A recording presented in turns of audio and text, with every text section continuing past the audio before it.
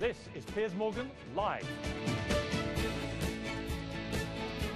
I want to talk to you about the Zimmerman case because you've been right at the thick of big legal issues like this. What do you think of the whole stand your ground debate that's raging now? Well, it's a good debate to have, and I'm not a fan at all of the stand your ground laws. I think that what they do is create almost an incentive to use force when it's not necessary. I think Eric Holder, although he's being attacked by the NRA and many forces, of course, got it right in a speech the other day when he said, look, we have a doctrine of self-defense. We don't need to create a statute that says stand your ground even when you can rationally and reasonably retreat.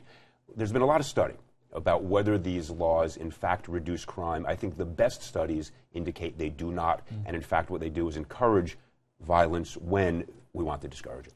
Would you have prosecuted Zimmerman under second-degree murder or manslaughter, or not at all? Look, I think that, and I've heard your segments with Alan Dershowitz, who's an old friend and colleague. I was one of his students, and I have great respect for him. I think I begin with a premise here that justice has not been served. An innocent young man was walking where he had every right to be and ended up being shot and killed. That something is wrong when there is no judicial response to that.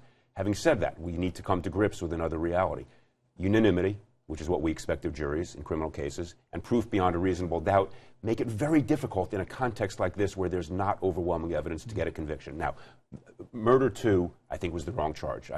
As I understood the evidence and not have studied as much as some of your other guests, I think that was the wrong charge. Manslaughter, if they'd started with manslaughter, maybe they would not. I always worry as a prosecutor, if you overcharge, you lose credibility. All right, and if the jury rule out what you've gone for, it's harder for them to come down in expectation. Correct. Right? It's very hard because you're asking them to say, okay, I've argued A and B, reject A but then embrace B. But they say, wait a minute, your credibility is already shot because A, which was your first and supposedly more powerful argument, it didn't work. So I think and remember, initially there was no charge at all. I mean, this was a murky, as powerful as the emotions are, and every right to be because of an innocent young man shot dead.